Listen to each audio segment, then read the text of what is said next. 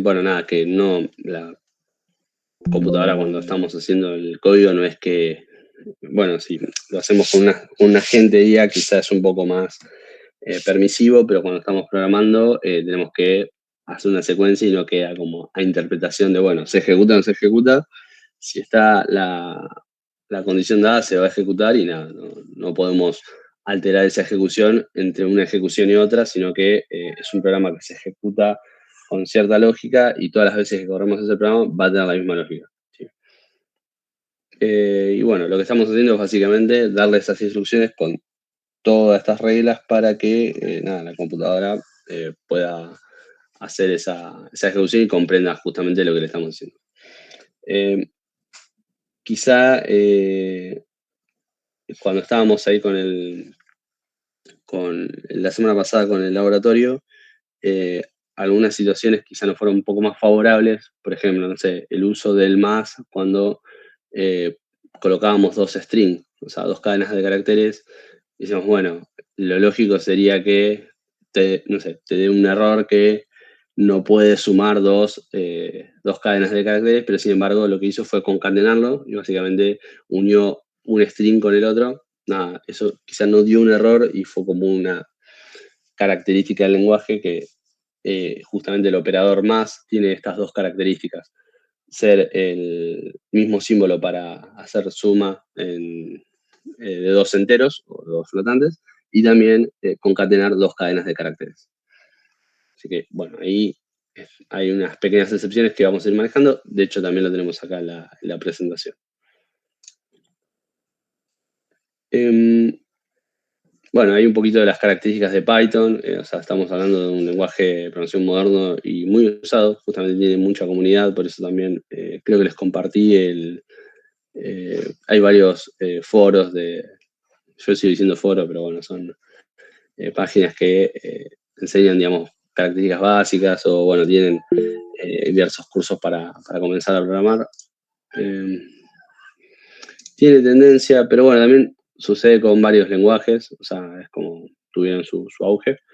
Eh, es versátil, en este caso para, no sé, todo lo que es interacción con IA, automatizaciones, sirve para entornos web, gratis y código abierto está de más decir, y algo que quizá no está aquí tan explícito, bueno, que yo creo que lo dije en la primera, segunda clase, es el hecho de le es fácil el manejo de volúmenes muy altos de información, o sea, procesa con mucha información, lotes muy grandes de procesamiento, y quizá para la parte de minería de datos, bueno, yo estoy diciendo minería de datos, para la parte de ciencia de datos, un segundo que me estoy escuchando, a ver, ahí va. Eh, Nada, tiene esa capacidad que es súper noble, digamos, para los cientistas de datos o data science. Así que bueno, nada, como que es pasó a ser un skill más de ese tipo de- de puestos de trabajo, en el cual no es quizá el 100% de su labor hacer scripts en Python, pero bueno, el tener ese skill les ayuda a preparar la información y demás. Bueno, acá, a ver si no me muteé. No, ahí. ¿Por qué aprender Python? Bueno, tenemos, esto es lo que acabo de auto-spoilear, pero bueno, está aquí. Tenemos para desarrollar lo que es backend, o sea, esto no necesariamente es justamente la parte que está por detrás, lo que se ejecuta tras bambalinas. Estamos hablando de, bueno, sitios como gigantes tecnológicos como Instagram, Spotify, Netflix tienen su parte en Python, todo lo que es ciencia de datos y machine learning, esto es por los grandes volúmenes de datos, eh, compatibles justamente con los modelos predictivos de inteligencia artificial. Quizá donde yo lo vi muy famoso en su momento, cuando yo era desarrollador Java y empecé a hacer la parte de Python, fue para la parte de automatización y scripting. Eh, mm, digamos, el desarrollador hace quizá algún tipo puede ser una página web, un servicio, una API, un microservicio, lo que fuese, y después es necesario probarlo. Entonces ejecutan ciertos scripts, en este caso en Python, para hacer pruebas de volumen, de carga. Simplemente es hacer como cierta cantidad de batería de pruebas que se tienen que ejecutar para validar la calidad del software. Así que bueno, lo utilicé mucho en esa parte, la parte de automatización. O quizá a veces, no sé, me pedían un reporte todos los miércoles, no sé, de ventas. Y bueno, básicamente lo que hacía era dejar un script en Python que, no sé, el martes 8 o 9 de la noche me generaba algún tipo de consultas a diversas bases de datos que yo sabía que al otro día lo iba a necesitar para hacer el reporte, y ya con eso me era más sencillo el día miércoles generar el reporte. Me hacía esta conversión, digamos, de tipos de datos, de tipos de bases de datos. Así que bueno, actualmente en el trabajo donde estoy lo usamos justamente de ETL. Así que bueno, lo que hacemos es la parte de extracción, transformación y carga de datos.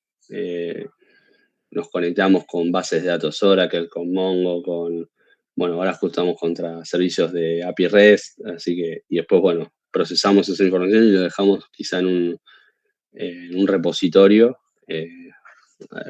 Dejamos esa información con cierto formato y estamos transportando más o menos 25 gigas diarios. O sea, parece que no, pero es mucha información diaria. Así que bueno, nada, eso después les sirve a otras áreas que hacen explotación de esa información. Bueno, también tiene esto que les comentaba de lo de ciencia de datos, abre también las puertas a áreas como educación, finanzas, bioinformática. Finanzas es todo lo que son bancos, o sea, fintech, etcétera. Así que tiene como un buen abanico de consumidores, ¿sí? Insisto, esto para cuando ven alguna búsqueda laboral, no va a estar enfrascado quizás, no sé, en e-commerce. Lo van a encontrar en diversas áreas. Eso también está bueno tener que esté diverso, ¿no? Bueno, esto es básicamente el link a Colab, que bueno, acá los invitaba a entrar. Esto ya lo habíamos adelantado justamente para que bueno, puedan entender la herramienta. La herramienta la vengo usando hace 3 años, la verdad que siempre me resultó práctico, digamos. Tiene sus cosas, por eso yo a veces veo que esto de, no sé, no me cargaba las variables, quería variar, etcétera, y se queda como medio trabado. Nada, yo siempre lo que hago es reiniciar el servicio, refresco la pantalla, hago una otra cosita y nada, ahí se resuelve. Pero no es algo que es bloqueante, que digo, no sé, ejecuto esto en una máquina, me da un resultado, lo ejecuto en otra, me da otro resultado, ¿no? Es como más problemas quizá de caché, de memoria, de browser, etc. En general, por lo menos para lo que lo vamos a hacer nosotros, sirve y, digamos, y es práctico. Así que creo que lo vamos a seguir usando y nada. Si después, no sé si alguien lo instaló de forma local en Visual Studio Code, nada, hoy en día de hecho ya está bastante plugineado con el Visual Studio Code, nada, decir al market ahí, seleccionar la versión de Python y se instala. Nada, quizá a veces pide alguna que otra acción, no sé, de variables de entorno, etcétera, pero no, es mínimo, no requiere mucho esfuerzo. Esto para algo histórico, cuando se empezaba a trabajar un programador quizá en 2015 a una empresa, los primeros días siempre se armaba el entorno de desarrollo local y era como todo un procedimiento de instalar la versión correcta de, no sé, de Java en mi caso, las variables de entorno, las conexiones, con las bases de datos, etcétera. Es como en un tiempo que se nos iba en solamente configuraciones. Ahora, con esto de lo de desarrollo en la nube, los entornos de desarrollo generaron todas esas partes más que eran más aburridas, porque encima lo hacías una sola vez y en años después no lo hacías nuevamente, y después te olvidás todo lo que sucedió, cambia en el transcurso. Hoy en día es más sencillo toda esa parte. Ahí, un segundo. ¿En dónde trabajabas, Maxi? Creo que lo dijiste, pero no me acuerdo. Sí, ahora estoy en una empresa que es de Paraguay, se llama ITI, ITTI. Y tiene como diversos negocios, o sea, es como una consultora y tiene varias empresas y dentro está, por ejemplo, Bueno Bank, que es un banco de Paraguay justamente, y bueno, creo que número 3 de Paraguay. Está, ¿Sabés que me parece que la novia de un amigo trabaja para el banco ese? De puede ser, sí. Está, sí, está en crecimiento allá. O sea, en realidad en Paraguay es número 1, si mal no recuerdo, Itaú, Banco Itaú.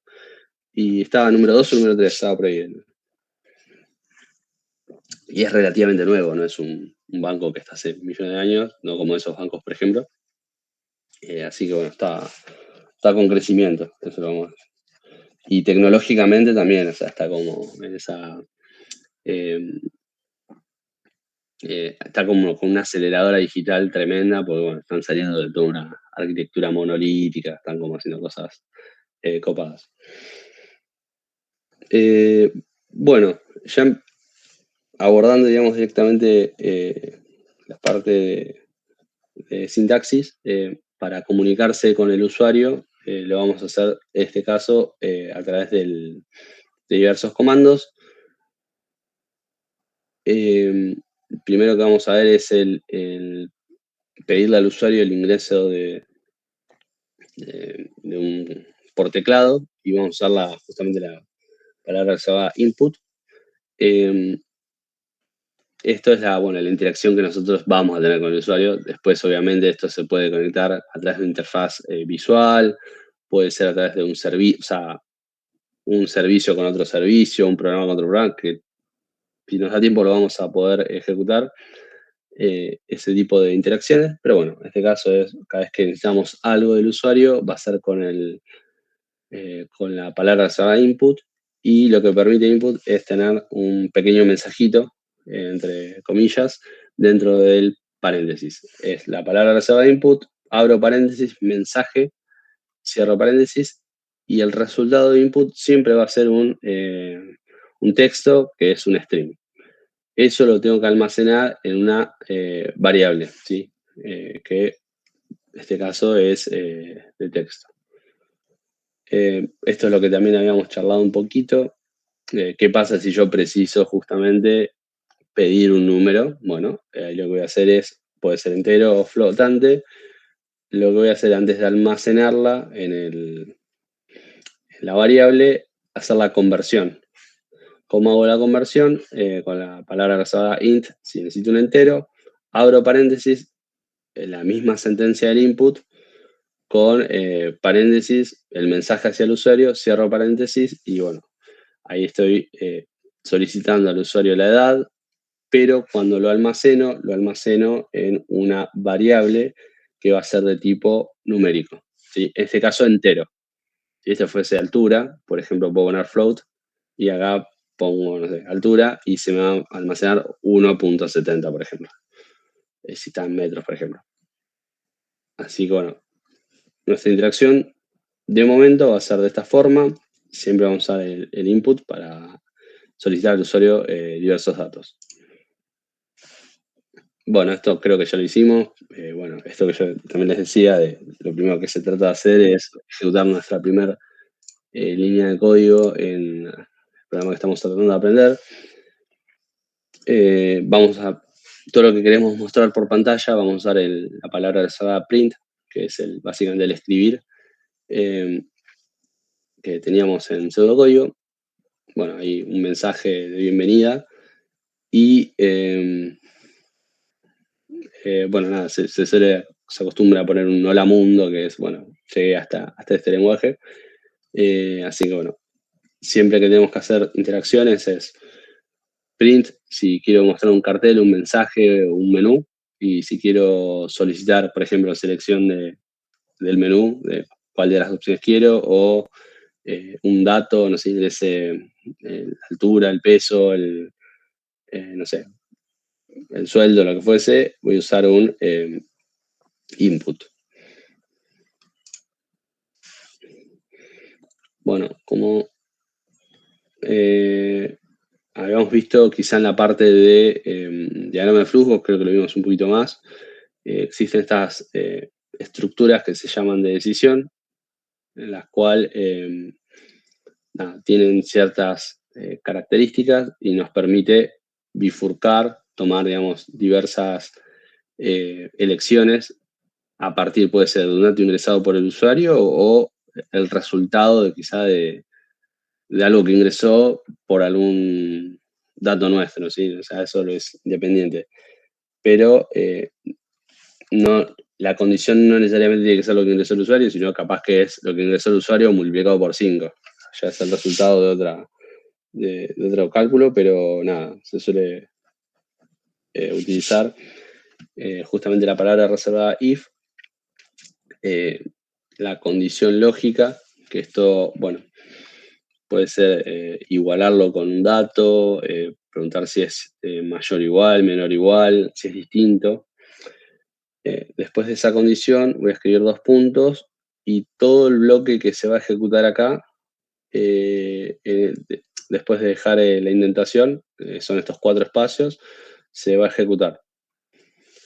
La parte del else no es obligatoria, o sea, si yo escribo una condición y solamente quiero ejecutarla si se cumple esa condición y si no se cumple no quiero hacer nada, puedo obviar esta parte, la parte del else. En el caso de requerir el uso de else, es la palabra reservada else, 2 puntos, nuevamente dejo la indentación, estos 4 espacios, o el tab, lo que quieran presionar, y es la misma lógica. Se va a ejecutar en secuencia, digamos, todo lo que yo tenga dentro de esa indentación hasta que rompa la indentación y borre los 4 espacios o me ponga en la misma línea que el else, por ejemplo. Después vamos a hacer un ejemplito, que no me acuerdo si lo hicimos la semana pasada, de qué sucede cuando están dos if uno dentro del otro, ¿sí? Que eso es anidar justamente los if para tomar múltiples, o sea, vamos a ir cascadeando hasta llegar a un resultado en particular. Hablando un poquito de la parte esta de las condiciones, esto es lo que yo les comentaba, lo más habitual es, bueno, que es igual, es distinto, mayor, menor, menor igual, mayor igual o menor igual, perdón. Así que bueno, los símbolos ya los habíamos visto justamente en la parte esta de pseudocódigo y de diagrama, pero bueno, no está de más repetirlo. Este es el ejercicio que les había comentado. Y esta imagen creo que ya se les había adelantado, pero bueno, ahora que tenemos un poco más de contexto, la vamos a chusmear un poquito. Estas son las palabras reservadas justamente, que es lo que Python entiende y tiene como cierta toma de otra forma que si fuera un texto normal. O sea, estas palabras se van a, de hecho, pintar de otro color cuando estemos utilizando algún IDE. Mientras más utilizadas, bueno, vamos a ver acá, por ejemplo, el if, el while, for, creo que estaba por el for, después, bueno, el if, el else, el and, true también, true y false, return, y continue, vamos a utilizarlo, más al final de except y break. Después el resto, bueno, nos va a quedar pendientes, pero en general son las que más utilizamos. O sea, esto es las más comunes y con lo que vamos a estar trabajando, ¿sí? Igual, a medida que vamos haciendo ejercicios, nos van a ir, perdón, el try, y nos van a ir apareciendo. Bueno, esto es, lo habíamos charlado también como tipo de variables. Existen estas variables que no lo habíamos visto justamente cuando hicimos la parte de pseudocódigo y diagrama, que son estas variables que son más especiales, que tienen dos valores, verdadero o falso. Son estas que son booleanas. Se suelen utilizar justamente para algún dato o alguna bandera, también se lo suele llamar, que, no sé, prendido y apagado, no sé, activo y o sea, si un usuario puede estar activo o no, no sé, a ver, una cuenta puede estar suspendida, no sé, dice la palabra suspendida, y si está en true es porque está suspendida, si dice false no está suspendida, por ejemplo.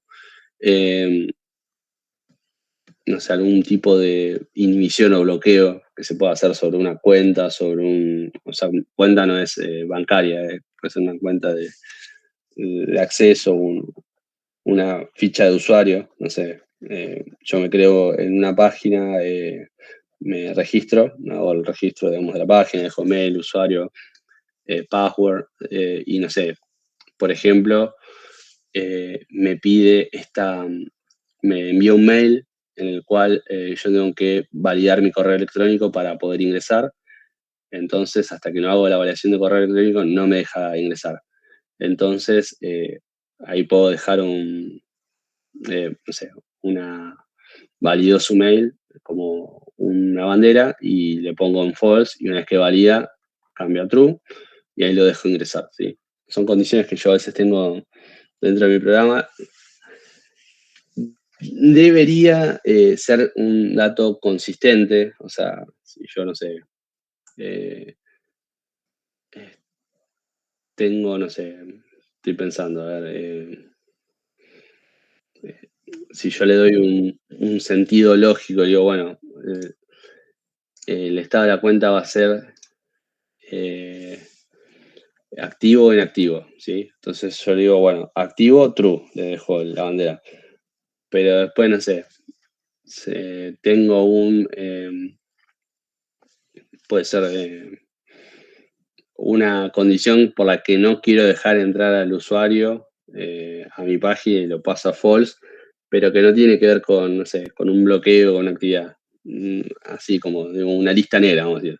Entonces no puedo utilizar ese campo porque pierde el sentido que yo le di a ese campo. Así que siempre tiene que estar relacionado. O sea, si van a utilizar el campo activo, que sea para, no sé, si el usuario no se yo defino ese campo que lo voy a utilizar, lo voy a pasar a activo en false si después de 6 meses el usuario no ingresa a la página. Pasa ese tiempo, lo paso a false y después la persona pide que lo reactiven, lo reactivamos, pero después de las 2 semanas, no sé, eh, tuvo un comentario indebido en una publicación y lo quiero desactivar y lo paso en activo. Después si yo verifico esa lógica y digo, ¿por qué motivo los usuarios pasan a activo o false? Y yo tengo la definición de ese campo que me dice, va a pasar inactivo cuando se cumplen 6 meses desde que no ingresó a la página. Y voy y verifico, no sé, la actividad del usuario y dice que ingresó hace 2 semanas. Y digo, bueno, pero no pasaron 6 meses. Entonces traten de no romper justamente esa definición del campo. Si la condición es utilizarlo solamente para inactivar, o sea, deshabilitar un usuario por inactividad en cierto rango de tiempo, y utilícelo para eso. Después, si hay que agregar otra variable, no sé, para darlo de baja por otros motivos, y se creará otra. O si no, bueno, también se puede extender, digamos, la, la definición de ese campo, decir, bueno, se va a desactivar después de los 6 meses o si tuvo un comportamiento inadecuado, qué sé yo. Pero, ¿qué pasa? Si después, no sé, tengo una auditoría y tengo que estar determinando cada uno de los casos por qué quedaron inactivos y va a ser un trabajo de hormiga. Voy a tener que estar separando los que realmente pasaron 6 meses de su último login, esos van a ser los inactivos, los que se desactivaron por inactividad, y si tiene un login que está dentro de los 6 meses pero está inactivo, son los que tuvieron un comportamiento malo. A mí me sería más fácil hacer un reporte con dos flags distintos. Comportamiento probado, true, false, y el otro, no sé, actividad en la página, true, false y listo. Entonces, eso me permite, no sé, hacer reportes, generar ciertas acciones, pero más dirigido que del otro que estar investigando caso a caso porque desactivó una cuenta. Ese caso que dije fue como el más, bastante intrincado, digamos, pero después lo termino viendo en casos más complejos, no sé. Usan el campo de, no sé, he visto de todo, campos que no tienen sentido, les empiezan a reutilizar y bueno, eh, funcionar funciona, perfecto, pero después cuando hay un tipo de error o algo y no está en la documentación y nadie sabe por qué están utilizando ese campo, y bueno, ahí es donde nada, empiezan los problemas. Y de hecho, habitualmente esos problemas surgen cuando hay auditorías. Pues viene un ente regulador, ya sea, no sé, el- si es un banco, puede ser el BCRA o alguna auditoría externa, y te empiezas a hacer estas preguntas. O sea, ¿para qué se usa el campo? ¿Dónde está documentado? ¿Cómo valido justamente que tengas estos bloqueos, etcétera? Así que siempre acompaña la definición de las variables con el uso que le van a dar. Este lo dije justamente con booleano, pero también pasa con el resto, ¿no? Con campos string, campos enteros, flotantes, así que bueno, siempre aplica para todos. Bueno, acá está básicamente diciendo lo que dije anteriormente. Acá el sentido que le damos justamente es esto de la variable lunar para indicar un estado. La luz está encendida. ¿Luz encendida? Sí. Entonces, usamos la variable para tomar una decisión. Sí, la luz está encendida. Mostramos por pantalla la luz está encendida. Sí, la luz está encendida. Es falso. La luz está apagada. Y luego podemos manipular esta condición. Luz encendida, de la misma forma que la pusimos en verdadero, la podemos pasar a falso. O sea, tenemos esas dos, esa posibilidad. Habitualmente este cambio de estado de uno a otro viene por ciertas condiciones que se tienen que cumplir. O sea, si entro a un programa así en una línea cualquiera, paso de un estado a otro y sería raro. Lo ideal siempre es que esté acompañado de alguna decisión. No sé, lo paso a false y no sé, el timer llegó a 30 minutos, por ejemplo. Entonces sabemos que no se va a cambiar arbitrariamente, sino que va a variar justamente alguna condición en particular. Creo que escuché medio así a la pasada alguien que dijo justamente esto cuando estaba arrancando hablando de Python. Eh, es una de las características del lenguaje de programación, el tema de, bueno, acá estamos comparando tipado y no tipado, y ahí separé dos grupos, por un lado Ruby y Python, por otro lado Java, C Sharp. Es esto, bueno, en Java, por ejemplo, es súper estricto con el tema de tipos de variables. O sea, no podemos asignar algo si previamente no definimos el tipo de variable.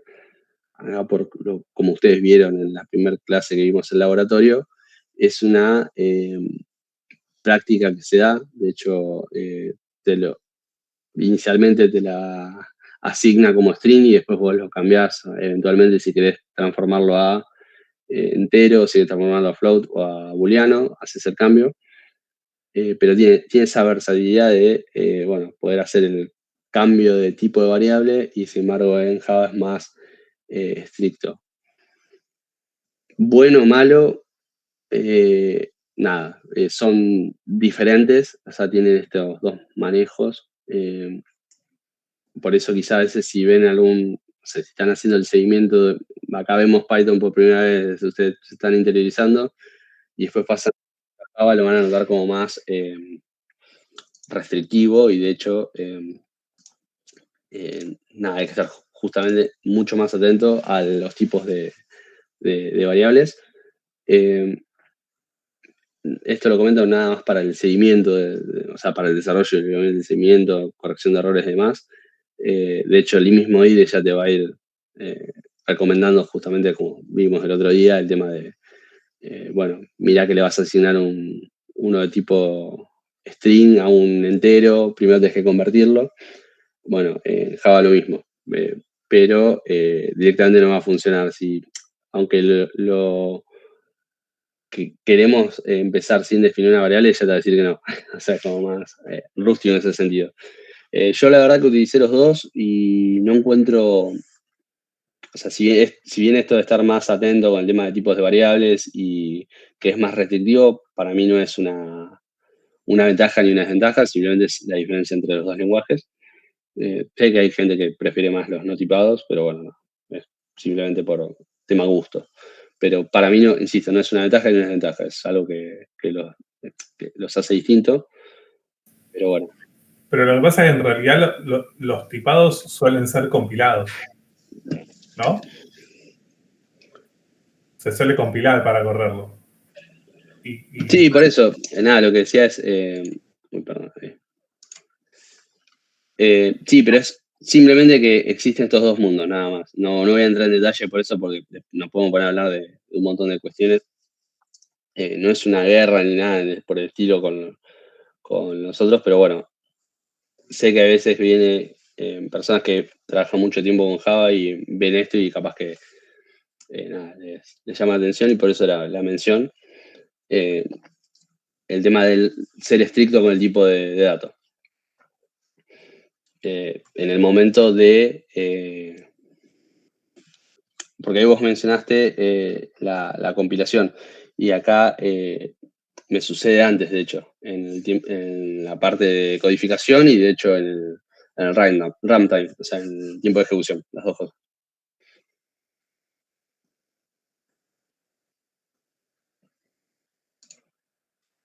Bueno, esto es lo que charlamos también hace un ratito, de, bueno, el doble uso justamente del operador plus, que es el símbolo más.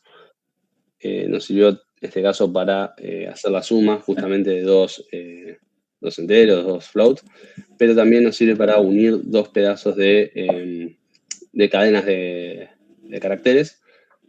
En este caso, bueno, es hola y mundo. Y nada, acá es una combinación entre... Bueno, justamente es pseudocódigo esto, pero bueno, ahí reemplacen el escribir por el print. Un segundito. Ahí va. Ahí va. Y nada, ya lo vimos en acción, pero bueno, para que les quede también esto de yo si utilizo el símbolo más y son cadenas de caracteres, voy a estar justamente haciendo la unión de esas dos cadenas. Si son dos enteros, voy a hacer la suma. Tienen ese operador particular tiene esa doble función. Bueno, acá un poco también de tema de variables.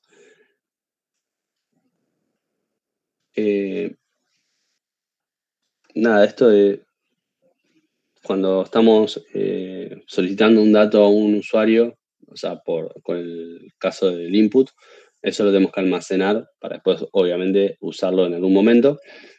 Y eso que guardamos en una variable, deberíamos ponerle algún tipo de nombre simbólico, bueno, que tenga algún tipo de sentido con respecto a lo que estamos almacenando. ¿Esto por qué lo digo? Si bien yo puedo usar variables A, B, C, D, E, F, o lo que quiera, para mí en el momento de estar programando me va a servir, quizá, no sé, yo ya sé que C es, no sé, saldo total y F es, no sé, porcentaje de IVA, lo que fuese. Pero ¿qué pasa? Viene otra persona y tiene que, bueno, en mi caso, no sé, corregir un examen o viene un compañero y tiene que hacer un desarrollo sobre mi programa o una corrección, o yo le pido ayuda a un compañero para que revise lo que justamente yo programé para, no sé, verificar si está correcto el comportamiento, y les va a costar bastante, porque una cosa es el código que escribe uno mismo, le es legible, lo viene ejecutando, probando, viene como con la cabeza enfocada en eso mismo, pero la complejidad viene cuando viene otra persona a tratar de leerlo, así que siempre traten de utilizar palabras que tengan un sentido para lo que están almacenando ahí. Ahí creo que, bueno, la analogía es una caja con una etiqueta que dice, bueno, acá estoy guardando, no sé, mis recuerdos. Acá, no sé, arbolito de Navidad, por decir otra cosa. Entonces, si otra persona ve la caja y dice, ah, acá están no sé, las cosas de Navidad, qué sé yo. Entonces, traten de darle ese sentido. Yo todavía no vi muchos programas de ustedes, pero bueno, a la hora de estar desarrollando, quizá las primeras vueltas van a escribir como nombres más cortitos o van a tratar de ahorrar en eso. traten de que sea lo más claro posible, porque atrás de eso hay otra persona que va a tratar de interpretarlo, entenderlo y poder ejecutarlo, y bueno, quizá ahí se acomplejiza un poco más, se hace más complejo. La palabra que vamos a utilizar cuando le damos un valor justamente a esa variable es la asignación. El formato es del lado izquierdo es quien va a recibir el valor, o sea, y del lado derecho, del igual obviamente, es el dato que voy a guardar. Yo puedo asignar ya sea una cadena de caracteres, puedo asignar un entero, puedo asignar el valor de otra variable, ¿sí? Lo que esté del lado derecho, yo lo puedo almacenar justamente en el lado izquierdo. Se supone que en el siguiente, si esto estamos hablando de son líneas de código, el siguiente renglón, ya ciudad, tiene como valor temperley, ¿sí? En esta es la línea en la que se está asignando, la siguiente es la que toma el valor. Bueno, acá un poquito de los tipos de datos, pero bueno, ya creo que los vimos bastante. Tenemos los de texto, que son string, str, la abreviación. Siempre va entre comillas. En este caso, cuando usamos el lenguaje, digamos Python. Números enteros, int, que es de integer, son números sin decimales. Pueden ser positivos o negativos, ¿sí? Y los números con decimales es float, que bueno, creo que les dejé la palabra con la que se hace justamente la conversión. Son números con punto decimal, bueno, 3,14 menos 0,5, 18.0.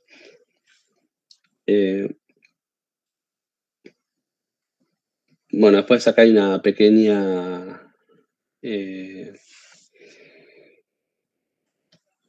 nada, bueno, que todos los enteros obviamente es punto cero, es invisible, pero bueno, si yo le hago la conversión a float, aparece el punto cero, ¿no?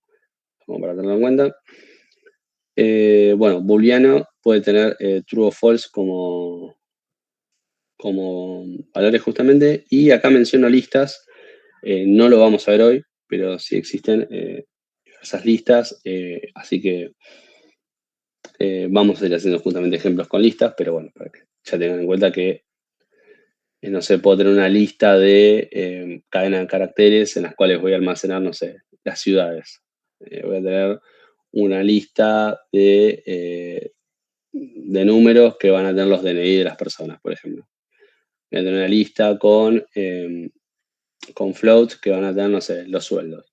O sea, puedo tener ese tipo de variable que me permite justamente almacenar N registros.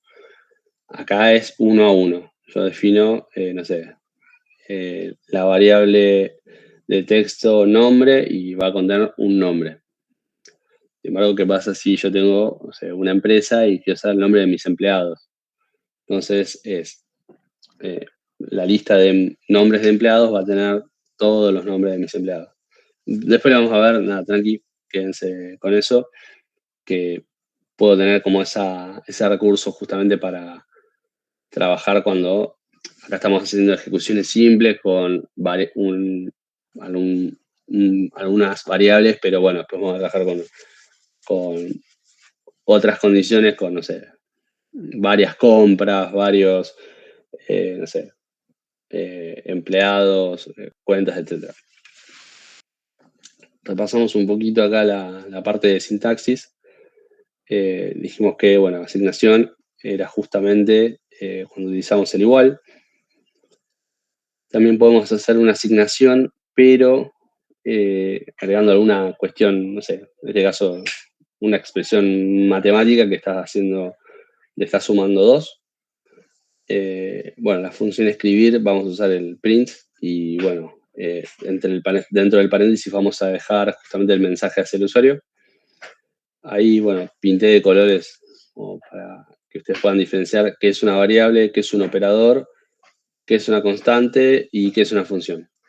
En este caso, las funciones las vamos a reconocer porque viene la palabra de la función y abro y cierro paréntesis, ¿sí? Eso es o sea, tiene como el paréntesis como parte, digamos, de la palabra reservada. Los operadores, los que vimos, suma, resta, multiplicación, división.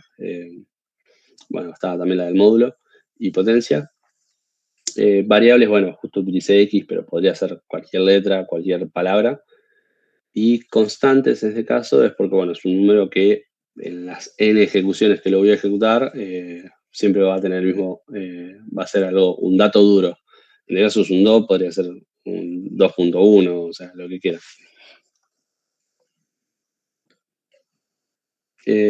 Palabras que vamos a ir utilizando, quizá durante los ejercicios, es inicializar una variable. Es el valor que va a tomar por primera vez la variable, que justamente no es necesario que lo ingrese el usuario. No sé, estamos haciendo un ejercicio de carrera de autos y, no sé, sé que voy a tener vueltas de carrera. Entonces, no sé, lo inicializo en 1, porque va a ser cuando sale la vuelta 1, y después lo voy incrementando, etcétera, pero bueno, ya sabemos que por lo menos va a tener un valor 1.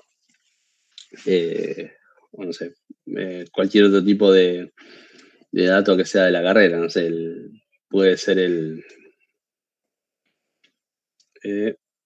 no sé, cuando se me ocurre el de la vuelta, sino el de, no sé, un supermercado, no sé, todas las cajas abren con, no sé, 5.000 pesos de vuelto, o sea, para dar vuelta, así que puedo poner, no sé, que las cajas cuando apenas abren tienen ese monto, ¿no? O sea, lo voy a inicializar, no sé, ahí se me fue la palabra justo, ¿no? Lo que tienen las cajas cuando abren caja, 5.000 para vuelta. Entonces ya sé que tengo ese monto apenas arranca y después vienen los usuarios, o sea, vienen los clientes y empezamos a hacer transacciones y eso capaz o va incrementando o decreciendo, ¿sí?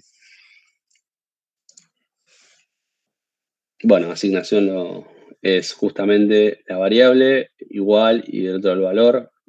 Como vimos, puede ser un valor en duro, puede ser otra variable, puede ser una variable con un cálculo aritmético. O sea, eso va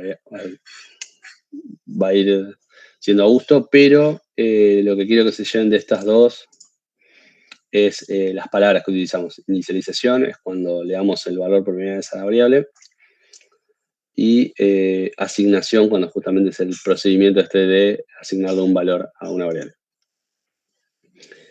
Contadores, en este caso, siendo, por ejemplo, volviendo al ejemplo de la carrera de autos, o sea, van sumando de a uno las vueltas, obviamente. Entonces sé que si, no sé, si el primer auto terminó una vuelta, ya pasa a la segunda vuelta, entonces, no sé, y valía 1, entonces 1 más 1, 2. Y ya vale 2, está en la vuelta 2, lo que es, y es el número de vuelta. Ese número de vuelta me va a servir para diversos usos dentro del programa, pero necesito tener un registro de qué vuelta está transcurriendo en la carrera y después, no sé, para finalizar la carrera, sé que la carrera tiene, no sé, 20 vueltas, entonces cuando I llega a 20 es porque finalizó la carrera. Me sirve para saber, no sé, para tomar un muestreo de, no sé, cantidad de vueltas que un auto estuvo en primera posición, saber cuándo inicia y cuándo finaliza la carrera, me sirve para, no sé, saber en qué vuelta el auto X hizo el mejor tiempo, o sea, por decir, no sé, en la vuelta 8, el auto 5 hizo la vuelta récord, no sé, por tirar un ejemplo. Entonces, tener esa distinción de vuelta a vuelta me sirve para este tipo de métricas, pero es necesario justamente ir incrementando a uno para tomar esas decisiones.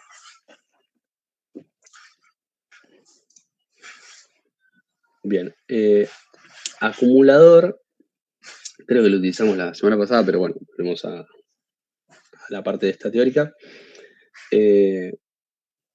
No sé, estoy haciendo una caja registradora, estoy tomando los pedidos de un cliente van pasando todos los productos y todos esos productos, la sumatoria de todos esos productos es el total de la cuenta. Entonces, para hacer ese cálculo voy a tomar en la primera vuelta, si yo inicialicé total va a tener valor de 0, entonces 0 es igual a 0 más precio, no sé, el primer producto valía 5. Entonces ya para la segunda vuelta total va a ser 5, entonces va a ser 5 más, no sé, 8, y así sucesivamente. Esto lo que me da es empiezo a sumar todas esas vueltas, todos esos productos, perdón, que fue comprando la persona para después indicarle, no sé, el total de la compra y, no sé, supongamos que si el total de la compra tiene, no sé, superaba cierto monto, le hacen un descuento. Entonces, dependiendo de ese total, voy a poder otorgarle o no el descuento. También, supongamos que este total es en bruto, o sea, también está el tema del IVA. Yo capaz que le tengo que mostrar, por ley le tengo que mostrar el total y el total con IVA y sin IVA. Entonces tengo esa posibilidad de mostrarle un total con impuestos y sin impuestos. El formato es el mismo, siempre es variable es igual a la variable más, bueno, justamente el precio unitario que estoy pasando. Bueno, normalmente este tipo de, ya sea el anterior, el contador y el acumulador, suelen estar acompañados de alguna estructura de repetición, un bucle, que de hecho hoy vamos a ver un poquito de while y de for. Bueno, creo que lo dejé en el comentario ahí de Classroom, perdón, de Moodle. La idea de hoy era ordenar un poquito el código. Cuando digo ordenar es, bueno, si bien nosotros ejecutamos un programa de forma secuencial, lo que podemos hacer es agrupar todas esas partes del código en funciones. Y estas funciones, que ahora vamos a ver digamos, cómo digamos, es la sintaxis y demás, nos permiten tener cierto orden. Ahí voy a pasar un segundito a parar.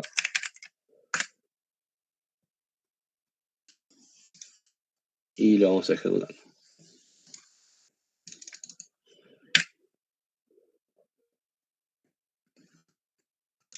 Compartimos esta.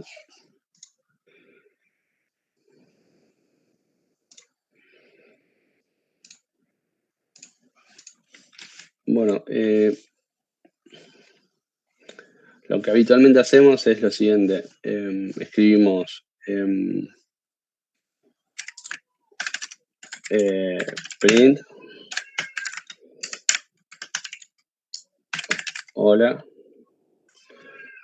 Un segundito.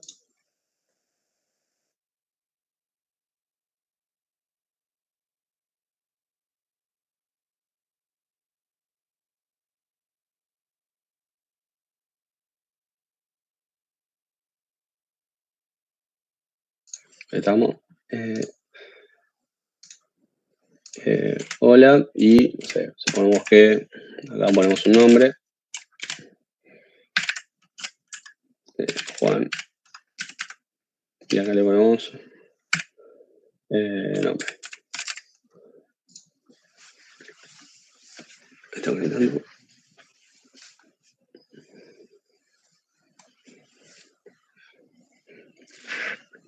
Entonces acá lo que hicimos fue pedir tener una variable inicializada con el nombre Juan.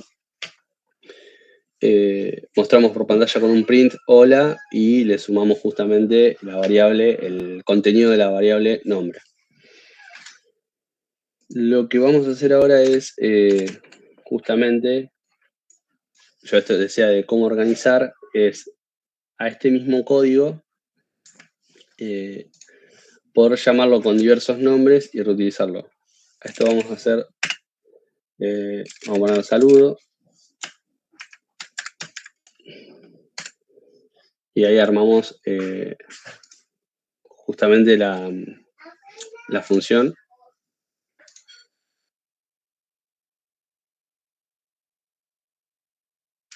Ahí armamos la función. Pero vamos a hacer unas consideraciones.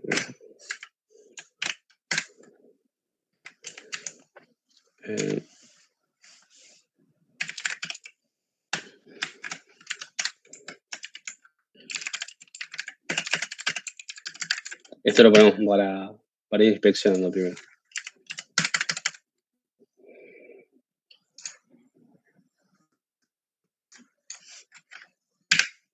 Si yo ejecuto, van a ver primero que dejé la variable esta que se llama Juan, creé justamente la función saludo, tiene un print por pantalla y después finaliza. Pero ven que lo ejecuto, de hecho tarda 0 segundos y no muestra nada por pantalla. Sin embargo, si yo pongo acá el print, acá, o sea, se está ejecutando el fin, que es este print que está acá, pero no se está ejecutando este. El motivo por el cual no se está ejecutando este print, que es lo primero que sucede cuando llamo a la función saludo, es porque en realidad lo único que hice hasta el momento es declarar la función saludo, la programé, pero no la estoy llamando. Acá vamos a hacer un print, acá, inicio. Nuevamente, o sea, lo único que se está ejecutando el programa, o sea, esto si bien se ejecutó, se cargó, digamos, en memoria, no se está utilizando. Acá yo pongo inicio y fin para que quede, digamos, qué está sucediendo en el medio. Lo que voy a hacer, por ejemplo, ahora es llamar a saludo, que es la función que yo acabo de crear. Entonces, una vez que yo llamo a saludo, sí ingresa a este bloque de código y ejecuta, ¿sí? Que acá justamente dice inicio dentro de la función y fin. Esto quiere decir que se ejecutó la línea 5, va exactamente en la línea 6, se posiciona justamente en el código de la función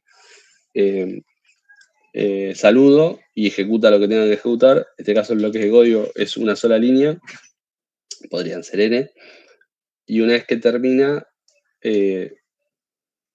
vuelve a la línea 7 y la ejecuta. ¿Sí? ¿Se entendió hasta ahí? ¿Van siguiendo esto de las funciones? Sí, sí. Bien. Bueno, ¿qué pasa? Saludo. Bueno, yo defino una función con la palabra reservada def, el nombre de la función, abro y cierro paréntesis y 2 puntos. 2 puntos debe indicar todo lo que está debajo de esos 2 puntos. Después, o sea, de la indentación, todo eso se va a ejecutar. ¿Qué sucede? Si yo acá pongo dentro de la función y pongo coma Juan, perdón, nombre, lo voy a ejecutar y esta variable Juan la va, digamos, a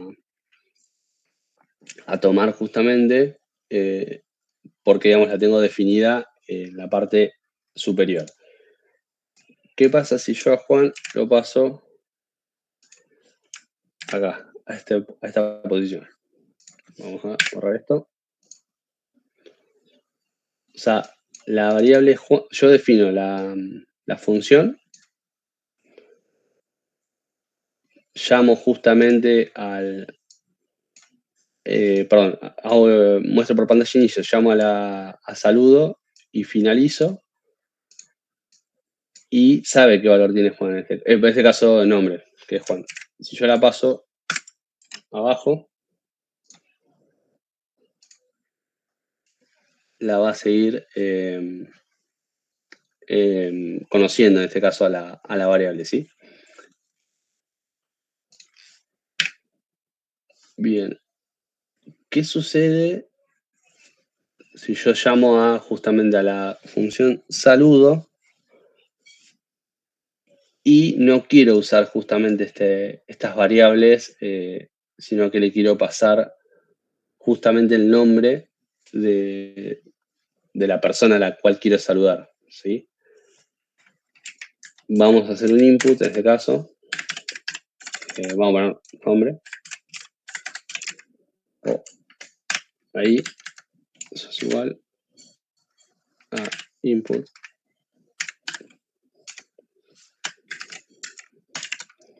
Bueno, ingresen su nombre. Y acá yo le voy a pasar como parámetro a la función nombre. Acá lo que me dice es la función justamente saludo no tiene definido que va a recibir justamente parámetros. Entonces acá vamos a cambiarle el nombre justamente a modo didáctico. Vamos a recibir dato, no sé, dato nombre.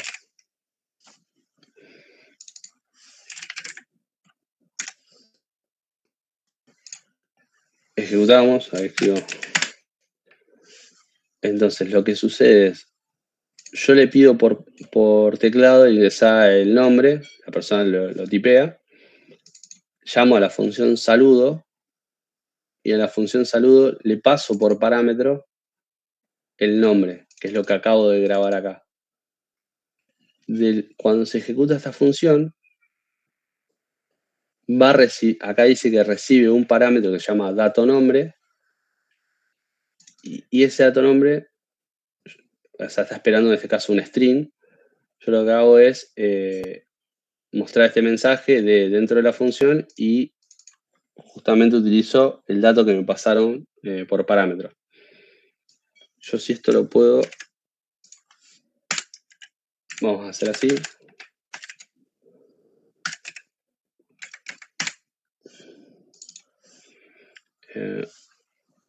Vamos a ejecutarlo. Escribo un 1 y ahí van a ver que llamé 2 veces a la función. La primera con el dato que se ingresó por teclado, que en este caso yo escribí un 1, y después uno que lo pasé en duro, o sea, estaba una constante que dice max. Entonces la función recibió 2 parámetros, o sea, en 2 llamadas distintas recibió un parámetro y lo que hizo fue mostrar por pantalla, en este caso, primero un 1 que fue lo que ingresó por teclado, el otro max que estaba en duro, ¿sí? Con esto lo que me permite justamente es reutilizar ese fragmento de código, que en este caso es muy sencillo lo que está haciendo, no es algo complejo, que es concatenar, digamos, un string justamente a la cadena de caracteres que está predefinida, que es la que estaba ahí, podría ser un saludo específicamente, pero lo que me permite es eso, es desde cualquier parte de mi código, porque acá el código nuestro es básicamente esta función y 3 líneas, pero lo que permite es ordenarme de tal forma que yo tengo el código estructurado, sé lo que le voy a pasar, ¿sí? Y me va retornando, lo puedo reutilizar justamente las veces que quiero. Lo que también es, no sé, vamos a suponer que le pido dato nombre y dato apellido, ¿sí?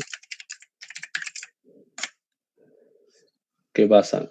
Yo agrego un parámetro más, que uno es dato nombre y otro es dato apellido. Entonces acá me da un error y me dice, yo estoy esperando otro argumento más que se llama dato apellido.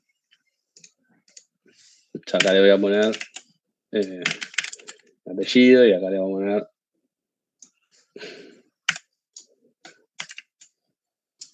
ahí. Y acá vamos a, no sé, por ejemplo,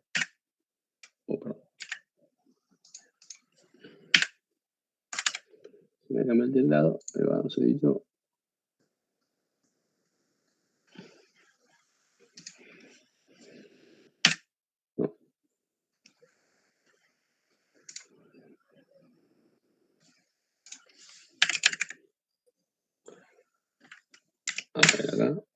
segundito que justo se cambió el teclado.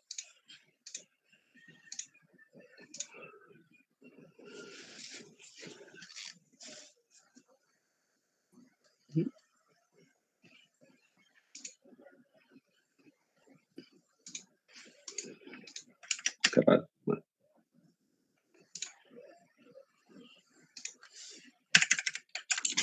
Ahí va. Más dato apellido, ¿no?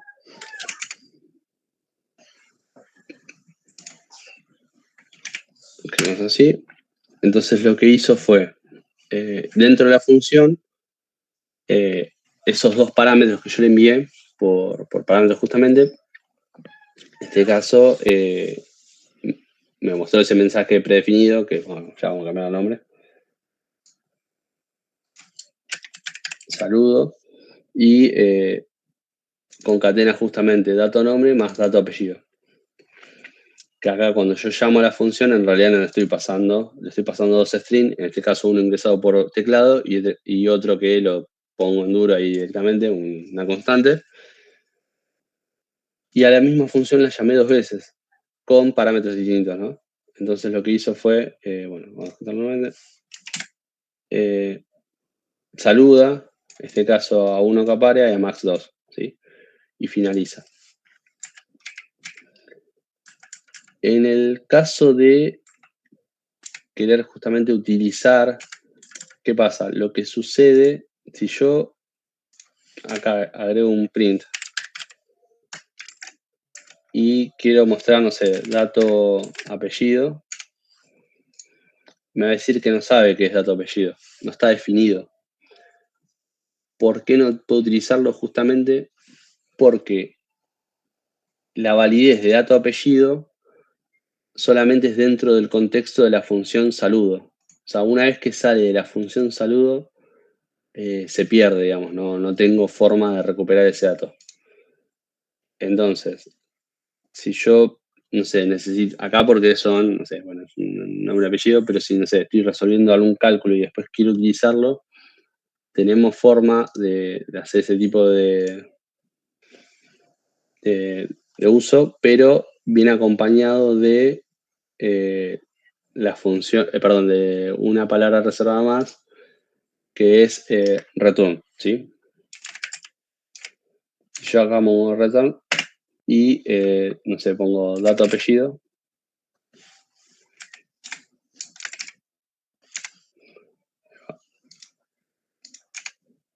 Ahí.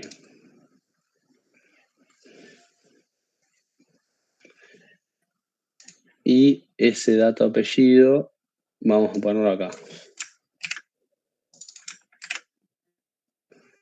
Vamos a ejecutarlo. Uno dijimos. Bueno, el dato apellido de la segunda ejecución es un 2. Y ahora vamos a responder algo más concreto. A ver, no sé. Chao, por ejemplo, para que no sea confuso. Ejecutamos nuevamente. Cuando yo ejecuto el primer saludo, es lo que ingresé por teclado más esto que está de forma constante. Y después el segundo saludo lo ejecuto dentro de un print porque quiero mostrar por pantalla el resultado. En este caso el resultado de saludo es chau, que es lo que yo estoy retornando acá. Vamos a poner resultado es igual justamente a, y vamos a ejecutarlo así para que no sea. Voy a almacenar el resultado de saludo en la variable resultado y lo voy a mostrar por pantalla. Ahí vamos.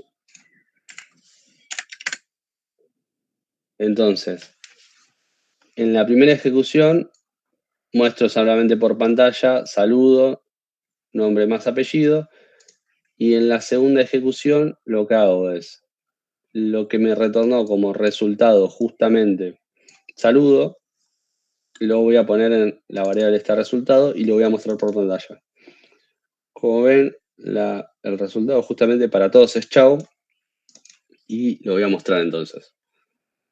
Este es un ejemplo un poco medio rebuscado, pero ahora le vamos a encontrar un sentido. Tengo un primer ejercicio para hacer que es un poco más significativo, que lo que vamos a hacer es una calculadora.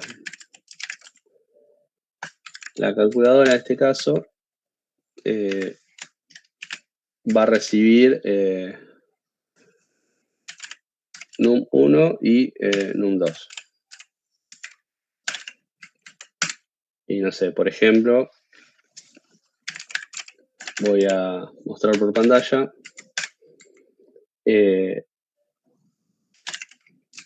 resultado. En este caso, num1 más num2.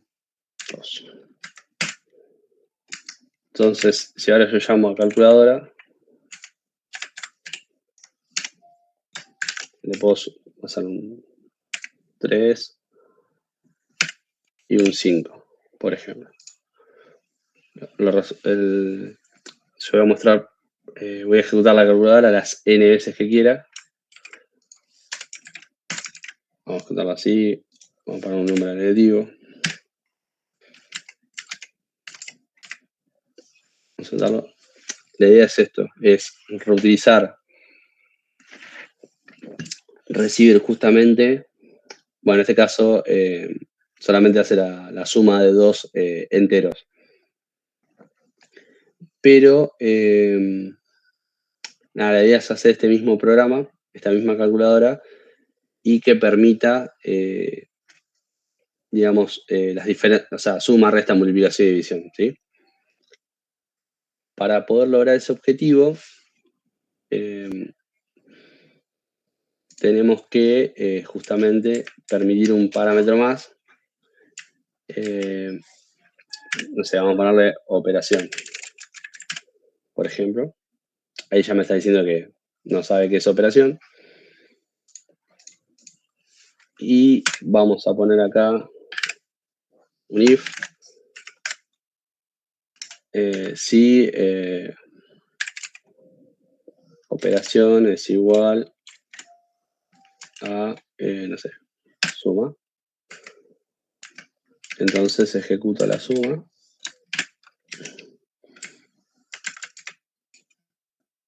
Y acá, bueno, le mandamos los dos parámetros y me está faltando, por ejemplo, la suma vamos a mandar acá.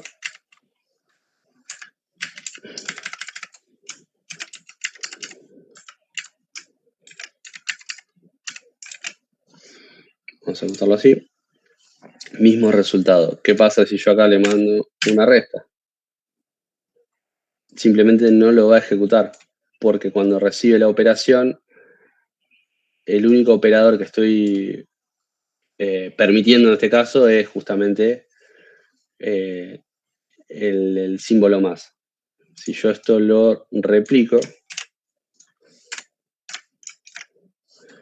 pero la operación es el símbolo menos,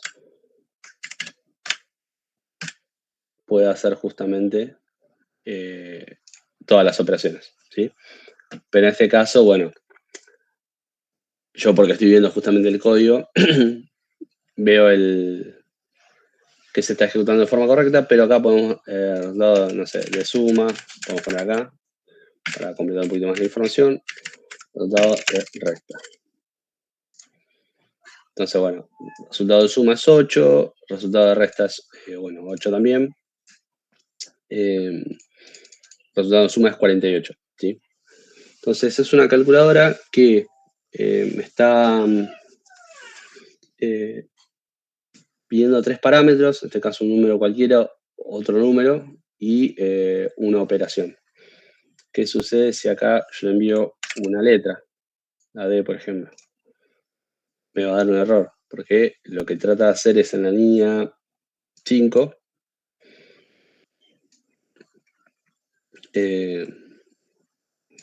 trata de hacer la operación y le dice que no puede hacer justamente con una cadena de caracteres, no puede hacer una operación, ¿sí? Sin embargo, si esto lo vuelvo a pasar a un número, son 2, va a funcionar, ¿sí? A ver, creo que ahí, bueno, yo acá utilicé el símbolo, pero puedo usar la palabra también, ¿no? Suma, y acá ponemos por suma. Desapareció este porque está esperando justamente la palabra. ¿Sí? O sea, puede ser, ahí utilicé justamente el operador símbolo, pero puedo usar la palabra. ¿Qué sucede también? Si yo lo estoy programando y digo, bueno, a ver, la persona va a ingresar la palabra suma o justamente operación, puede ser acá el símbolo, ¿no? Yo acá puedo tener esta, ¿no era este? No, era este. Puedo tener estas dos opciones, entonces en uno voy a poner suma, en el otro el símbolo más. Y de esta forma permito el uso justamente del símbolo o de la palabra. ¿Y qué pasa si me escribe la palabra suma en mayúscula? No va a funcionar, así que tiene que ser sumamente sensible. Bueno, no sé, a ver, acá podemos seguir explorando diversas opciones justamente con las funciones, pero me parece que nada, estaría bueno si agregan el resto de las operaciones aritméticas, o sea, hacen el mismo ejercicio, suman la multiplicación y la división, de paso se familiarizan con el hecho de la sintaxis de la función y después vemos si quieren un...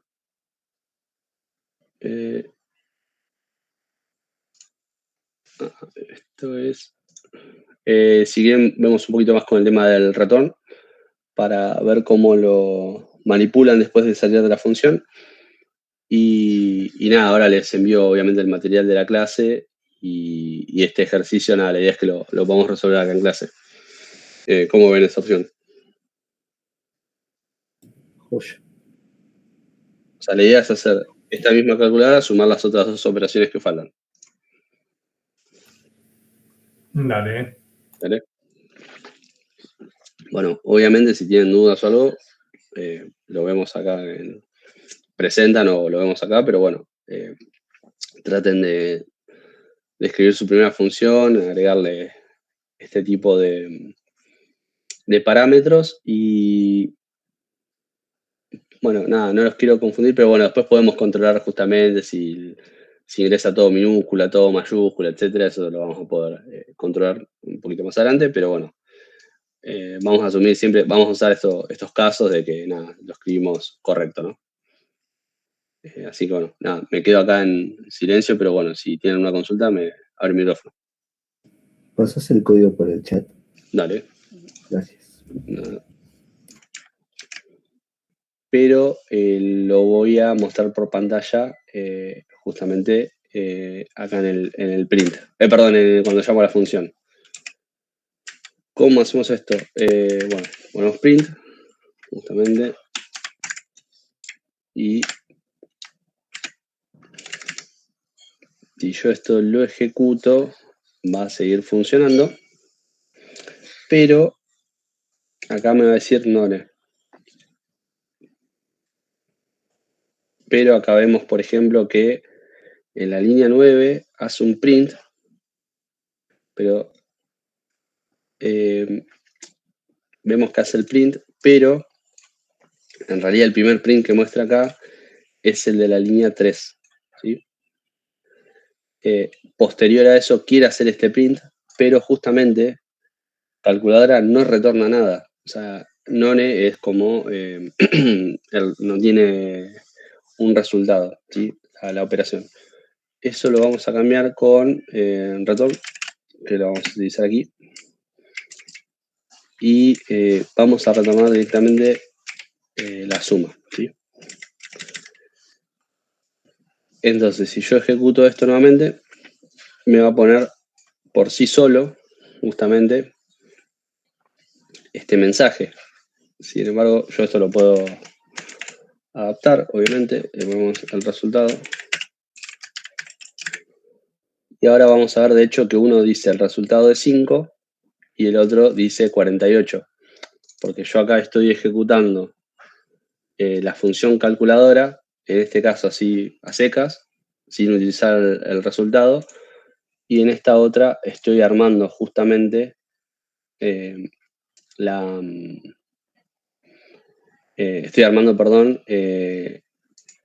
compuesto el resultado con el print que tengo. Después llamo dentro de la función a calculadora y le paso los dos parámetros, el 3 y el 2, y la palabra suma. También podría ser el símbolo, ¿no? Entonces, si yo quiero modificar algo, lo voy a hacer desde este punto.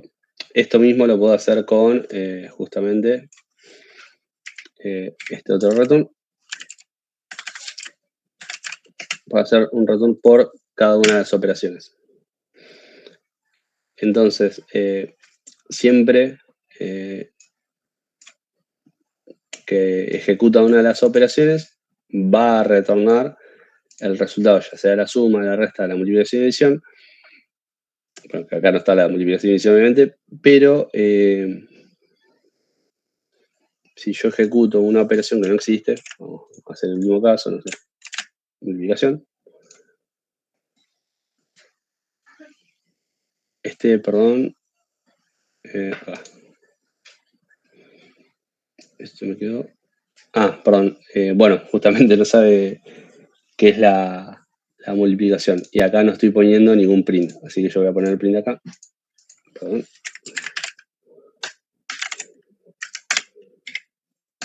Ponemos el print. De calculadora cuando sea una multiplicación y me va a decir que no tiene resultado. Sin embargo, si ese mismo print lo agrego para la resta, por ejemplo, ahí. Me decía el resultado es 5, porque bueno, el resultado dice acá en la primera parte.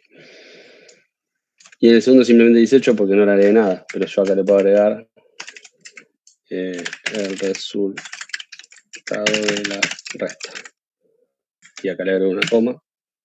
Yo esto lo ejecuto. Voy a tener por un lado el resultado de 5 para cuando le paso calculadora dos números y el símbolo más.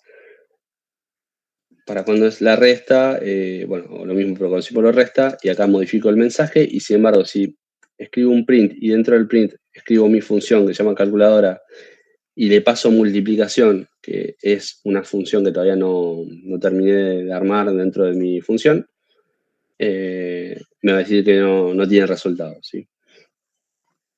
El return en este caso es para un mensaje, ¿no? O sea, como para para mostrar un resultado, pero justamente ese resultado quizás se utiliza para otra operación, así que quizá lo uso más adelante, lo guardo en una variable y lo proceso, etc. No necesariamente acá lo tengo que estar utilizando en un print para, bueno, mostrar el resultado, pero a veces el resultado lo almaceno. Vamos a hacer un caso práctico. Yo acá pongo, no sé, el sueldo es igual a calculadora. Y le vamos a pasar, no sé, 200, 1000. Suponemos que son diversos conceptos del salario y, bueno, lo voy a sumar, por ejemplo. Entonces yo acá en este print voy a mostrar el sueldo, ¿sí? Yo lo ejecuto. Primero lo que hago es almacenar justamente el sueldo, que va a ser la calculadora de, no sé, dos conceptos del sueldo, que va a ser, independientemente de este caso no sé cuáles son, pero bueno, 200 otros 1000, los voy a sumar y después lo voy a mostrar por pantalla. O sea, yo primero lo almaceno capaz que a ese sueldo, no sé, le tengo que hacer vamos a poner el sueldo bruto, por ejemplo. Después el sueldo neto, que va a ser igual al sueldo bruto por 1.17. La verdad que no recuerdo si era así.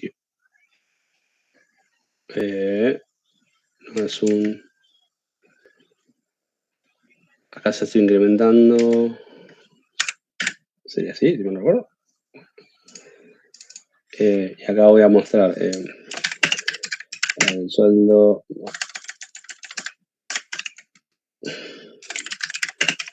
bruto y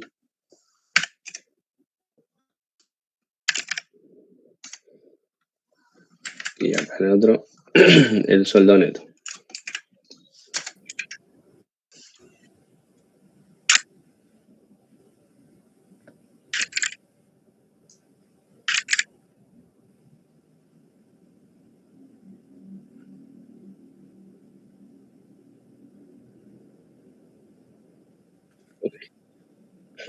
Acá hizo el cálculo justamente.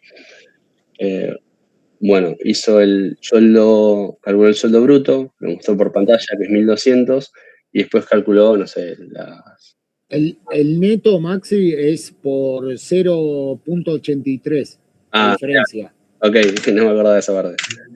Gracias. Ahora sí. Bueno, el sueldo bruto es 1.200 y el sueldo neto, o sea, lo que cobra es 996. Así que bueno, quizá le va a ser de utilidad a un estudio contable, no sé, para hacer los cálculos. Acá hicimos de uno, pero podemos justamente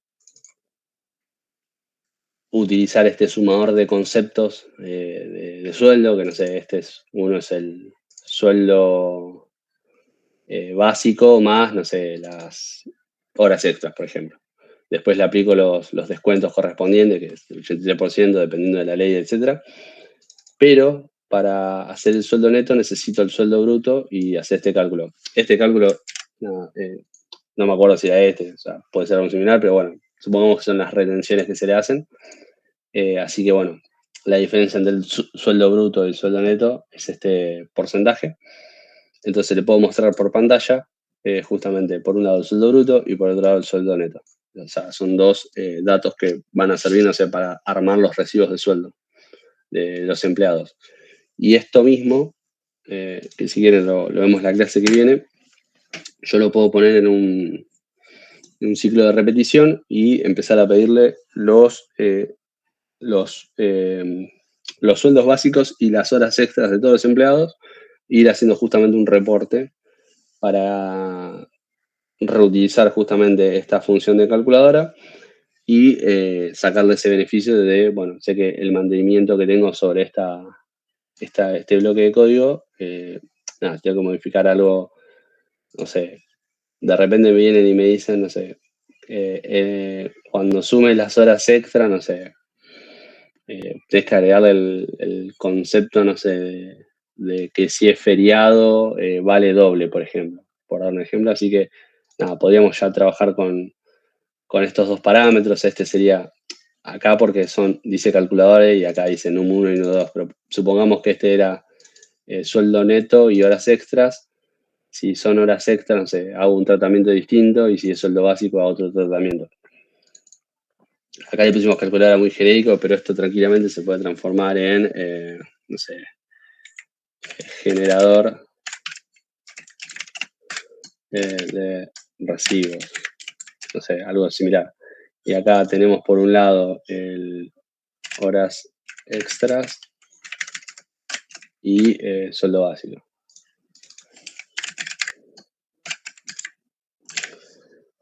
Bueno, acá tendría que hacer el cambio justamente de las variables. Pero nada, en síntesis era eso, que las funciones lo que nos traen es el beneficio de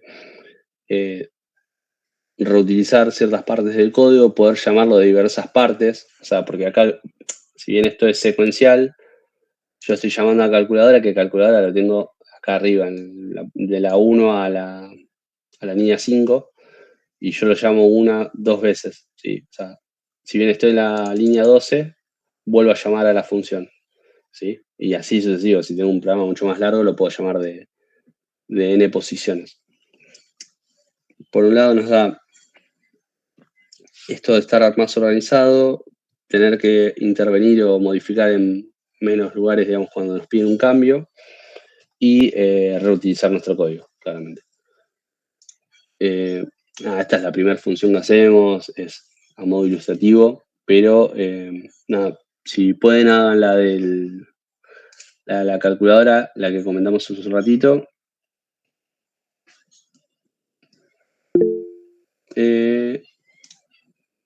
A ver, Juan, sí.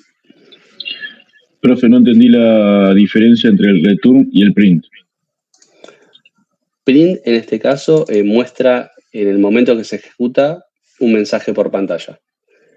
El return, en este caso, supongamos que yo definí esta función, que es generador de recibos, va a ser el resultado de esta función, ¿sí? Yo, bueno, acá justamente está dentro de un if, ¿no? O sea, si yo evalúo esta condición, voy a retornar esto. Si yo evalúo la siguiente condición, va a retornar esto. Pero ¿qué pasa si estas dos condiciones no se cumplen? Tendría que tener un return genérico.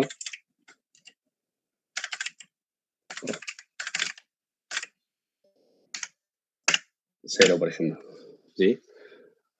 Siempre esta función, o sea, ingrese lo que ingrese, va a retornar por lo menos 0. Después, si coincide con la primera condición, voy a retornar justamente la suma. Si coincide con la segunda, voy a retornar la resta. Por función, solamente se va a ejecutar uno de los returns. Puede ser el primero, el segundo o el tercero. ¿Sí? Este sería el por defecto. O sea, si no se cumple ninguna de las condiciones, voy a retornar 0. Si, por ejemplo, vamos a probarlo acá.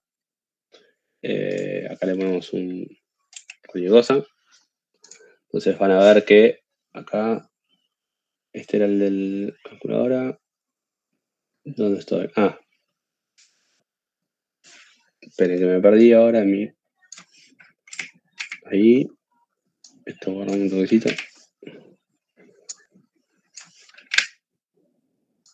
Ahí pasamos un 1. Esto va aquí. No, esto va aquí.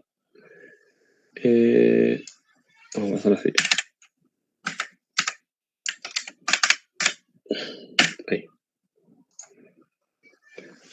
Ahora se me cambió. ¿Qué dice acá?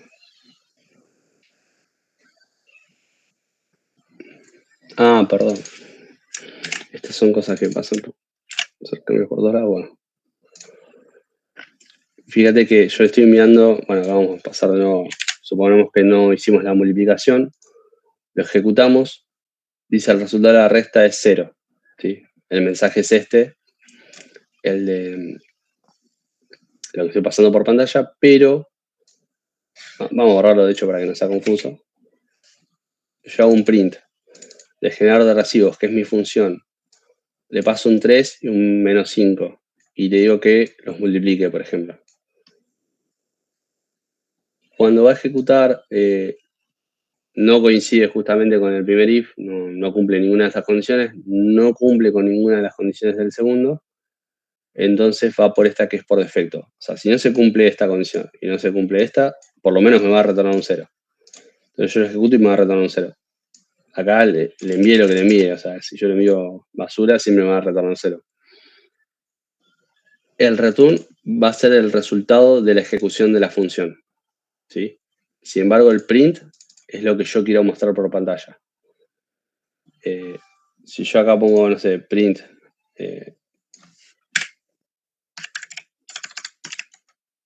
hola, coma, generador de recibos, y le paso justamente un 1, un 2 y, no sé, la suma. esto se va a ejecutar. Por un lado, me va a mostrar este mensaje que yo le estoy pasando al usuario por pantalla, que es hola. Va a ejecutar generador de recibos con los parámetros 1, 2 y una suma, que esto equivale a que va a pasar por el primer if, que va a ser la suma entre el primer parámetro y el segundo, y lo va a mostrar por pantalla. ¿Ahí se entendió? Buenísimo. Sí, profe, gracias. No, nada. Y lo otro que habían preguntado era la diferencia entre comillas dobles y simples. Creo que acá no estaba, a ver si están en variables.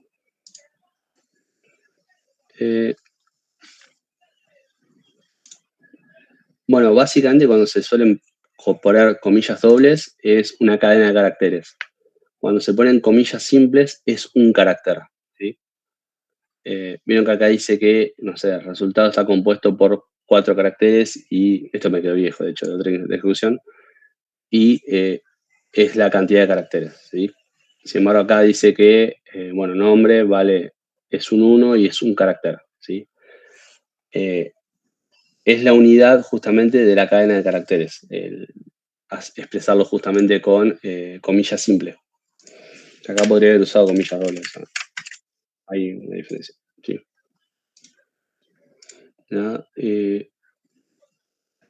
Bien, bueno, ahí, como les había adelantado, mientras lo estaba esperando para que puedan hacer la función, publiqué en avisos un Google Forms para que ustedes me dejen el link justamente del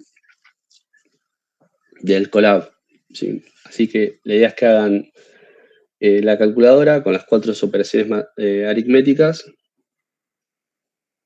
Quien no usa Colab lo tiene que subir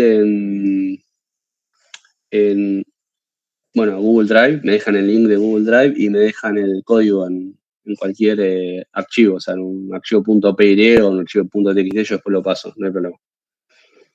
O sea, de la misma forma que dejan el link a Colab, me dejan el link a un Google Drive o algo para que yo pueda acceder. Y bueno, lo mismo. Si tienen alguna duda o algo en el ejercicio, me envían mail y me dejan, no sé, por ejemplo, comentario.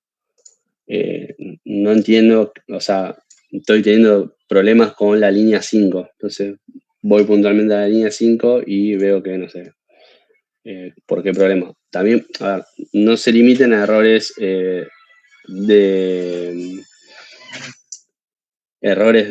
sintaxis, sino que si quizá puede pasar, no sé, me sale siempre, va siempre por la opción 1 y no logro que salga por la opción 2. Si es un tema de lógica, también me lo envían y lo chequeamos en conjunto, no hay problema. Pero no se queden con esas dudas, tanto de sintaxis como lógicas. Bueno, la idea es que hagan el de la calculadora, lo vemos, y ya la próxima clase, creo que es el miércoles, ahí, bueno, les adelanto lo de estructuras de repetición, que vamos a ver ahí el for y el while. ¿Sí? Y ya subí la clase, la de hoy, que en realidad es el repaso de la clase anterior. Los miércoles suelen ser asincrónicos, salvo que dé un aviso. Bueno, no sé, hoy no. Pero siempre lo doy con una semana de antelación. Es como, che, recuerden que el próximo miércoles hacemos sincrónico, pero por algún motivo en específico, o si no, es siempre asincrónico. Perdón, yo no estaba al principio justo. Sí. La clase del miércoles no se llegó a subir al contenido, algo así pasó, ¿no? Porque no había nada de No, Moodle. claro, sí, lo que pasó es que yo lo había subido el viernes, en realidad, el viernes anterior, con fecha para que ustedes puedan publicar el ejercicio de mayor de 18. Ok. Y nada, por lo que me dijeron los chicos, no vieron No. digamos, la herramienta para entregar. Yo lo estaba viendo ahí y me mostraron también que no ven como un porcentaje de la clase, así que quiero creer que está como en algún oculto, no sé por qué no lo ven. Lo que voy a hacer es, cada vez que tengan que hacer una entrega, para asegurarme justamente que lo puedan ver, lo voy a publicar en avisos y Ok. va a ser un Google Forms. Entonces ahí tengo el control de las entregas, etc. Ok. Próximo miércoles voy a subir material de for y de while, y el viernes profundizamos sobre esos dos temas, ¿sí? Voy a subir material para que hagan una lectura previa. Tienen que hacer la entrega de este ejercicio, les voy a poner fecha de entrega el miércoles, el de calculadora. Ahí no se limiten, o sea, si no es necesario que hagan exactamente como lo hice yo. O sea, es como si quieren ver otra alternativa para hacerlo, ya sea con letras, con símbolos, no sé, poniendo el mensaje en el print, enviándolo desde la función, ahí siéntanse cómodos. Por ahora no hay ninguna especificación de eso, así que exploren justamente todas esas alternativas para, bueno, tener más horas de vuelo, como se dice en la aviación, pero bueno, con la consola. Quien por algún motivo no lo entrega con Colab y lo quiere entregar, justamente lo ejecutan, no sé, localmente en la máquina, con Visual Studio, etc. Me lo comparte a través de Google Drive para que, bueno, simplemente tener acceso y si ustedes tienen una duda o algo, poder tener ese seguimiento.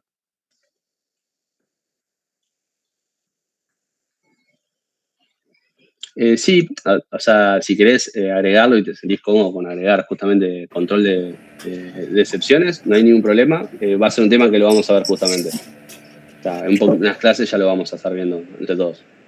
Profe, disculpe, buenas noches.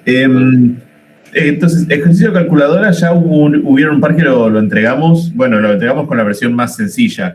Igualmente es un drive, así que lo podemos seguir editando hasta que vos veas el link, porque total va a estar ahí, ¿no? Y después el otro ejercicio que quedó dando vueltas, que varios no lo vimos, el del 18. Claro, ese ahora voy a hacer lo mismo, pero con el Google Forms. Ahora se los publico, el de mayor de 18. Y ese lo entregamos también para el miércoles. Sí, ya lo tenía, nada más lo presentan.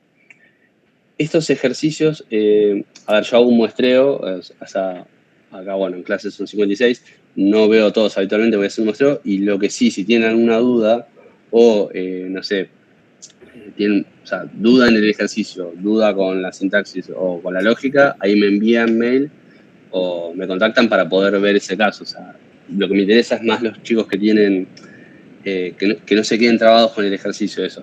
¿Sí? Si ahí, por ejemplo, Eduardo me dice, le voy a agregar try except, sé que va un paso adelantado, o sea, es más de lo que estamos pidiendo del momento, pero nada, prefiero hacer foco primero en los que están recién aprendiendo el lenguaje y que se pueden llegar a trabajar. Buenísimo, gracias. No, por favor. Bien, ahora les publico, chicos, como dijo el compañero, el aviso, pero para el que era el miércoles pasado, y nada, los dos fechas de entrega miércoles no hay ningún problema.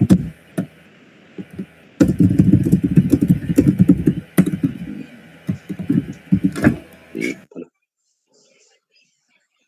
Bien, chicos. Bueno, nada, los voy liberando. Y miércoles, acuerdan que subo material. Siempre a la mañana suelo publicar, digamos, si es clase sincrónica, suelo dar el aviso. Y si es clase presencial en el instituto, lo mismo, ¿sí? O sea, no va... si es en el instituto de forma presencial, les voy a avisar con más antelación para que estén preparados y todo eso. Bueno, nos estamos hablando entonces. Buen fin de para todos.